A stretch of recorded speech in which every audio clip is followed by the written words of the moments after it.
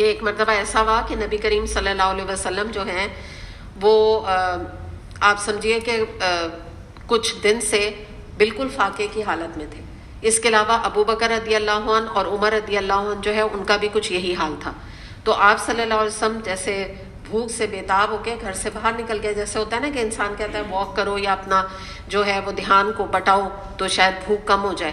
مطلب 1 دن 2 دن 3 دن کی بات تھی. آپ یو کین ویل امیجن کہ کتنا انسان کے ایک ویکنس بھی باڈی میں آنے لگتی ہے. تو آپ صلی اللہ علیہ وسلم نے آپ ذکر کیا اس کا, تو نہیں بلکہ ابو بکر رضی اللہ عنہ اور عمر رضی اللہ عنہ نے ذکر کیا آپ صلی اللہ علیہ وسلم سے اپنی اس تکلیف کے بارے میں, بھوک کے بارے میں.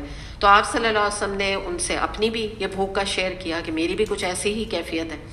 تو اس میں کیا ہوا کہ ان میں سے ایک صحابی تھے, انہوں نے سن لیا, وہیں پہ کھڑے تھے, تو انہوں نے وہ ان کو لے کے تینوں کو اور ایک اور صحابی کے گھر گئے, اور انہوں نے ان کے پاس گھر میں ایک کھجوروں کا خوشہ تھا, تو وہ انہوں نے سامنے رکھ دیا.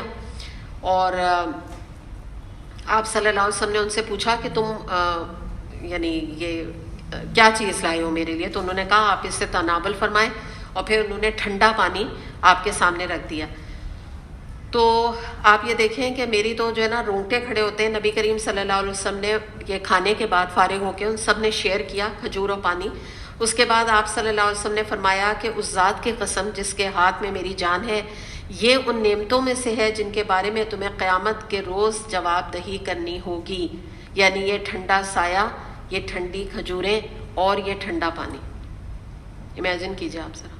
اور ہم اپنے بارے میں یہ مسلم میں ابن ماجہ, ابو داؤد, ترمذی, نسائی بہت ساری اس کی روایات ہمیں ملتی ہیں.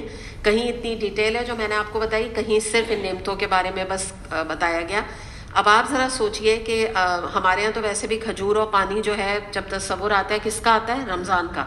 ہم لوگ سب اچھی طرح جانتے ہیں, ہم سب, کہ ہم جب روزہ کھولتے ہیں تو کھجور اور پانی تو ہماری ابتدا ہوتی ہے نا. اس کے بعد کچھ لوگ نماز پڑھتے ہیں, کچھ نماز بھی نہیں پڑھتے, یعنی ان کو اتنی جلدی ہوتی ہے. اس کے بعد پہلے سنیک ٹائم ہوتا ہے جس کو ہم افطاری کہتے ہیں. اس میں پکوڑے, دہی بڑے, فروٹ چاٹ, چھولے, سموسے, رولز, ٹھیک ہے نا یہ بات. اور بھی میں بہت چیزیں مس کر رہی ہوں گی.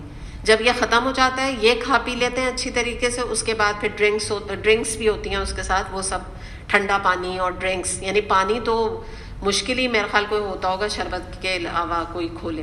اس کے بعد جو ہے نا پھر مغرب کی نماز پڑھ کے کیا ہوتا ہے, چائے پی جاتی ہے, ٹھیک ہے, چائے کو انجوائے کرتے ہیں. اس کے بعد تراویح پڑھ کے پھر کیا ہوتا ہے, پورا دسترخوان پہ کھانے کا الگ لگتا ہے.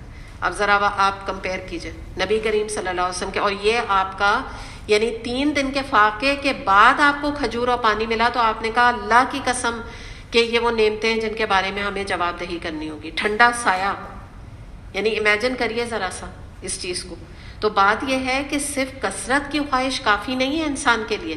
یہ اللہ تعالیٰ کا بتانا مقصود ہے کہ اللہ تعالیٰ تمہیں دے کے بھی آزما رہا ہے, لے کے بھی آزما رہا ہے. جن کے پاس مال ہے وہ بڑے خوش ہو رہے ہیں, ان کی آزمائش بڑی سخت ہے. اور جن کے پاس مال نہیں ہے وہ تکلیف میں مبتلا ہیں, لیکن ان کی بھی آزمائش ہے کہ وہ کتنا صبر کرتے ہیں.